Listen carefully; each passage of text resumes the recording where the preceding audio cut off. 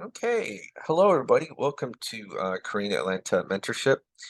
And in this video, we're going to review this rental check that was received about 3 weeks ago. So it was received on August 31st, 2023 for $12,300. So the tenant um, paid 6 months up front and said thank you to me. Now, this is an experience that's different from most landlords, right? Most landlords are just waiting for that monthly check, and then sometimes they get nervous that the tenant will not pay. In fact, I've talked to some of you who are already landlords or previously landlords in the past and told me that you had tenant issues. Now, why is it that for me, I have a tenant who's willing to prepay, say thank you, and almost never bother me? Because there's a secret to being a good landlord. And if you don't do the basic things that show that you're worthy of a landlord to receive these types of checks, then the tenant will sense that. And if you're giving the tenant a bad experience, then magically that rent check's not going to slip out of the tenant's hand, right? So for me, I want the rent check, whether it's a small check or a big check, to magically slip out of the tenant's hand once the rent is due. In fact, the rent was due June 1st, no, July, no, September 1st. I'm sorry, September 1st. But again, I'm still getting it the day before. Okay. Now, I want you to have the same experience, but I cannot control how you do your business, right? Now, let's kind of go over the secret to being a good landlord. And it's amazing if you just do a few Google searches. I just typed in bad landlord on Reddit. I think this is a great explanation of what makes a good landlord. So, a good landlord to me is someone who is available, rational, and attentive when conflicts arise. Nothing is worse than having issues with appliance neighbors just to be met with nothing from a landlord management company. On the opposite of the spectrum, micromanagement landlords are hellish. I completely understand wanting to preserve your investment, but good Lord, there are better ways to do that than to literally make your tenant feel harassed or unsafe. I've seen so many horror stories in the sub.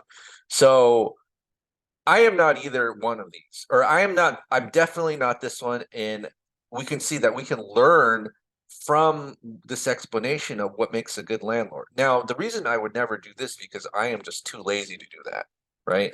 Yes, you do have to have boots and eyes on the ground, but there are better ways to do that than to stalk your tenant or make them feel harassed and unsafe. And I'm too lazy to ever bother my tenant. And so if I ever get a text message, of course, I'm going to take care of the tenant's needs and do what would be considered a good landlord. Now, I'm just going to go over the secret to being a good landlord, right? Just one thing, right? And this is what 99% of the population just does not have for some reason nowadays. But the secret to being a good landlord is good communication skills, right? So if you're having issues with the tenant, it's because you didn't set expectations or you communicated very poorly. And the thing is that when I step outside my house, and sometimes I just don't like stepping outside my house, 99% of the population, and this is just a fake number I made up, would probably make poor landlords. And because this is what I experienced with most of the population: poor communication, non-responsive, or they're ghosting, where I just send a simple text message and I never hear back from them. And, sometimes I give well, I'm not saying this literally, but sometimes I think when I talk to people, I'm giving them like $1 million opportunities and they don't even like entertain them, right? But they're non-communicative or poor communicators, non-responsive, and ghosting. So some of you people who think, oh, if I just had a rental house, my life would be set and not have the skills to maintain that rental house are going to have a bad time because the tenants in the back of their mind are going to know that whatever they're paying for the market rent isn't worth it. And somehow that rent check isn't, like I said before, is it magically going to slip out of their hand when the rent is due, right?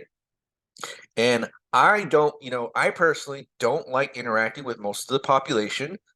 And, I don't pay them but just on a general level, they're poor communicators, non-responsive, and they ghost, right?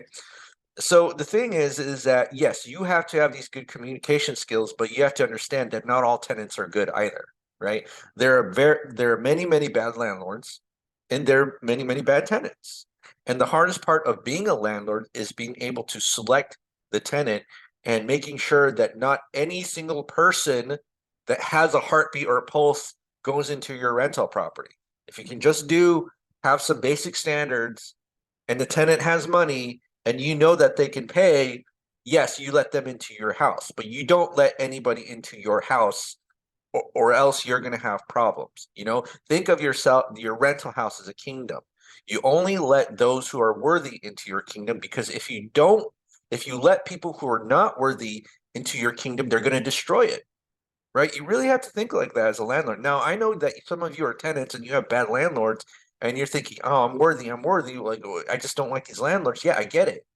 You have to do your role no matter what side of the fence you're in. So if you're a good tenant, be a good tenant, but sometimes you're just going to experience a bad landlord and you got to find another landlord, right? And the vice versa. Like, you may be a good landlord, but you just somehow put a bad tenant in your house, but because you didn't take this part seriously, because you didn't understand that selecting the tenant was going to be the hardest part of landlording, you just let anybody in your house and you ruin your kingdom, right? And then after they enter your house, you have to have these good communication skills, right? So let me just kind of show you this here, where after I let the tenant in the house, giving me this nice fat check, I got a message saying, "Thank you so much for everything. We appreciate you." Right? So thank you so much. We appreciate you. Now think about it. What landlord experiences this type of sentiment? Very few. And you know why? Because most people are poor communicators, non-responsive, and ghosting. That's what they are. In fact, that's what I experienced with a lot of the prospect tenants who wanted to rent a house. They're poor communicators, non-responsive, and ghosting. They'll say, "I'll show up at 7 a.m." and then they never show up at 7 a.m. Right? Stuff like that is really common when you're being a landlord, and that's why it is the hardest part of being a landlord is selecting a tenant, because most people just do not keep their word. Okay? But if you want to be a good landlord, you have to keep your word. Now, here's the thing. Tenant never bothers me, right? Almost never bothers me. But when I get that email or text message, I am on it. Why am I on it? Because I want the rental check to slip out of the tenant's hand when the rent is due. And if some of you are landlords and are tired of your tenants, it's because you're not giving the experience that the tenant needs in order for that rental check to magically slip out of the hand. And so when I say I'm on it, I am definitely on it, because I'm going to get a text message like this: "Thank you for everything, communication." I don't even solicit that feedback. The tenant knows in the back of the mind that you're not going to get this other type of experience with any other landlord, right? Because that tenant spent a year finding a rental house, had money, but couldn't find one. Okay? And some of you might have rejected this tenant and might have missed out on these sweet rental checks. Okay? So just be aware that the secret to being a good landlord is doing the opposite of what 99% of the population would do. Most of the population, they would probably get into a situation where if the tenant asked for some sort of maintenance, they'd probably argue with the tenant and tell them that it was their fault and not fix things. But what happens in that situation, right? Let's say the water leaked and it was actually the tenant's fault. Would you just go ahead and keep arguing with the tenant and not fix the water leak? Or just fix and find a way to not make it so that you can tenant proof the house? Most people will choose number one, and when you choose option number one, where you're going to argue with the tenant, guess what's going to happen? The tenant's going to leave and your house is destroyed, right, from the water leak. So don't think just at the very moment of what's happening. Think a few steps ahead about the consequences of your actions. Okay, well, this is Crane Atlanta Mentorship. Hope you learned about the quote secret to being a good landlord. If you're interested in joining our mentorship group, go ahead and click the Google form link down below, or you can email us by going to the About section of the YouTube channel and getting our email address there. Have a great day, and we will speak next time.